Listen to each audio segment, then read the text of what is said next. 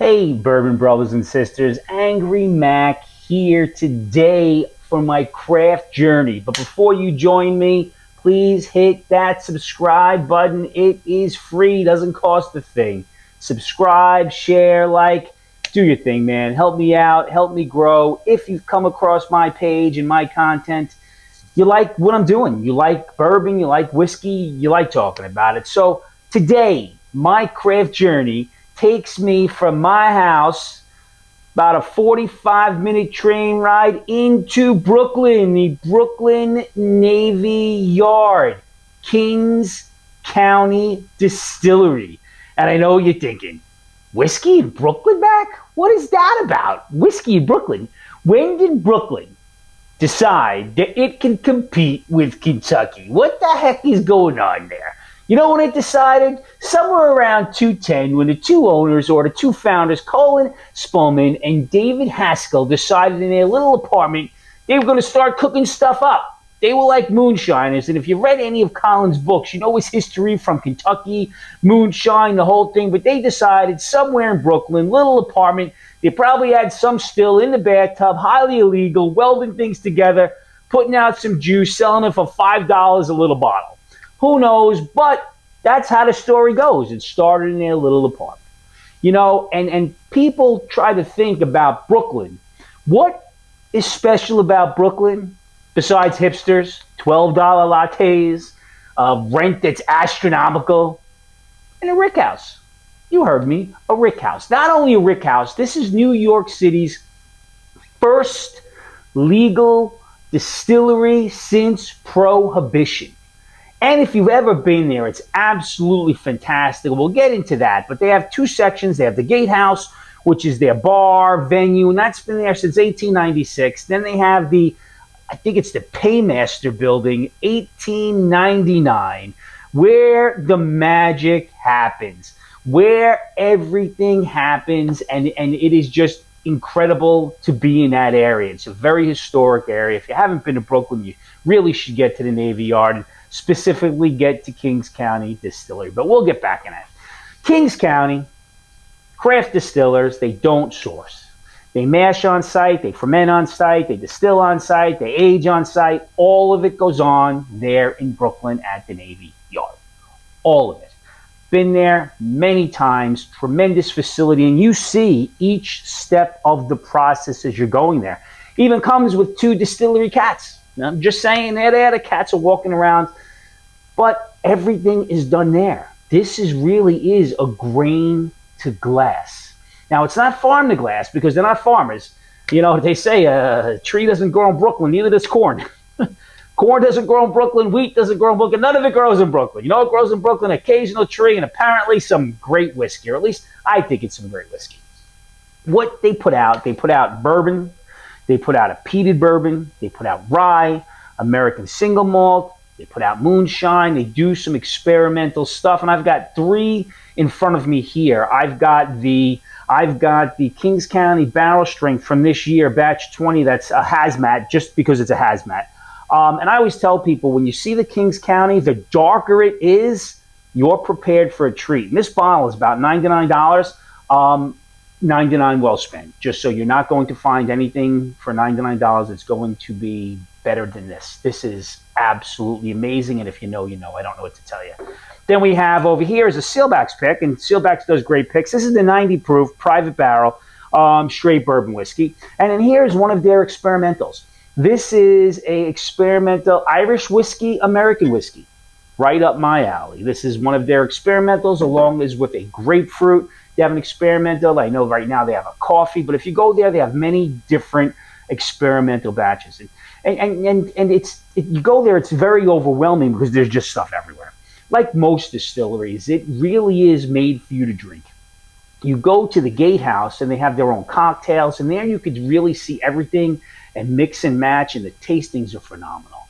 And people say, Mac, why Kings County? Why Kings County? For me, I fell in love with it. It's close. I love the apothecary bottle, just so you know. And this bottle kind of reminds me of that old Dewar's, that Scotch, that Irish, that classic bottle shape for me. And I think because it was local, it was a little bit more of an intrigue. It was easier for me to get to. But once I got there, I was hooked. Now, when you go there, people think, what are the cons when you're buying a craft, especially a con for someone like Kings County? I think the bottles are a little smaller, the price is a little higher, it's a little younger, but it's a craft. It's a craft. You're helping them pay the rent in Brooklyn. You're helping a small operation. When you get the craft, we tend to pay a dot more for the craft, but I think now times are starting to change. So your legacy and heritage are raising their prices where the craft seems to have leveled out a little bit because they normally don't have that glut of inventory that the others have. So they're able to keep the stable prices, which I think is a pro, to be honest with you. Somebody once said to me, Mac, I tried that Kings County, it tasted a bit grainy and young. I'm like, yeah, it is a bit grainy and young. It is a bit grainy and young. I mean, I don't know how they get, I don't know if you could tell the color on this. I don't know how to get this color out of a 4-year offering. It is amazing. And at the time, I didn't know. I know now they mix it with smaller barrels. Some of the barrels are older, some of the barrels are younger, but I understand the process because I asked the questions. Now, if you want to talk about why you should be interested in Kings County, because I say so, nobody really listens to me, not my mother. I'm just trying to help you out here and point you in the right directions. I say you should try it. 100% try it and try the different varieties because there is a lot. You're going to get great flavors. You're going to get unique flavors. Who makes a peated bourbon? Just saying, who makes a peated bourbon? They're making the Empire Rye with strictly rye, Empire Grain New York Rye. It's phenomenal. And it's damn good whiskey. Is it all going to be for you? No. I'm going to tell you, I tried that coffee whiskey on its own. It is not for me on its own. I had it in the coffee martini, out of this world. Out of this world. You know what I had the grapefruit whiskey with? I put a little orange juice in the morning. Instead of having a screwdriver, I wanted grapefruit, orange juice, a whiskey driver. I don't know what you want to call it, but there may actually be a name for it. And it was damn delicious. This is one of my favorites. This is a great Irish American whiskey. I really, really enjoy that one. As you can see, it's probably about a third of the way done. But I only drink it that often. Now, the flex for Kings County is the bottles, first of all, are eye-catching. And I think that's very important. I think the simplicity when you're looking on a shelf, and they're not quite top shelf, they're not bottom shelf, they should be somewhere in the middle. So your eye should catch these bottles. Then, it's an experience. That is their flex, the experience. If you get to Brooklyn, I said it earlier, you need to get to the Navy Yard to see what this distilleries look like. You have hipsters walking in there and bourbonites walking out thinking, wow, this shit is awesome. And I've seen it happen. I was at a tasting there a few years ago, and there was a tasting, and it was a group of hipsters, the glasses, the dress, everything. You know a hipster when you see them, especially if you're in Brooklyn. And by the time they left, they were asking questions about bourbon, whiskey, rye. They were buying bottles. They bought into it. I think that's their lifestyle too. Once they see something, it's right in. Again, the flex is actually the distillery. If you get to Brooklyn, the tours, the tastings, the bar, the cocktails, and just in general, a very historic vibe, which is absolutely fantastic. Now I'll get back to what I said earlier. Why do they think they can go toe-to-toe with Kentucky? They can't, and they're not pretending to, and they don't want to go toe-to-toe with Kentucky. Kentucky is not their market. There's plenty of craft distillers, legacy, heritage, everything in Kentucky. You can get anything you want in Kentucky, any flavor, any shape, any size, you get anything. Here in New York, it is a destination of Brooklyn. When they ship these out and these distribute, and they're not distributed everywhere. A lot of people don't know what they are, but they see the bottle. Go out, grab yourself one. Go out and grab yourself one. Is it better than Kentucky? No, it's not better than Kentucky, but they're not trying to compete with Kentucky. It's not apples to apples. It's apples to oranges. But I'll tell you what, this is just as interesting and just as much worth of a try and a buy as any craft I've ever had. Once again, my personal recommendation to you is the darker you see it, that is the one you want to try. Just saying. They had a 10-year release recently within the last year. They had another party the other day. There's always something going on there in special releases. They do ship, if you're in New York, direct ship to New York. If not, you have to go through a third-party shipper. Now, I want you to think of this before we finish this.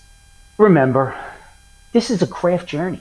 This is my craft journey around the country, and I'm hoping that I could expose you to different things, whether it's in New York, Colorado, Oregon, Texas, and Brooklyn. Why is it worth it? It's worth it because you should be able to try everything. You should know what's out there in regards to things that you could try, sample, and enjoy. Why not Kings County? I'll tell you what, it's damn delicious. I haven't had this sealback pick in quite some time. From what I remember, this is really, really good. So let's give this a whirl. Close them. As I said, this smells great right off the bat. This is the Private Select, 90 proof. The color on this is a nice light golden. This is not extremely dark, but I think it's darker than most of your 90s. Oh, smells great. Smells great. Now, this is pot stilled, and this is my Kings County glass. This is pot stilled, and it does have that pot still smell to it. It has that pot still flavoring to it. And the lower proofs don't get past the flavoring, where these two definitely did get past that pot still. So if you don't like the pot still, you want to go for something with a little higher proof, cheers. Let's see what we got here.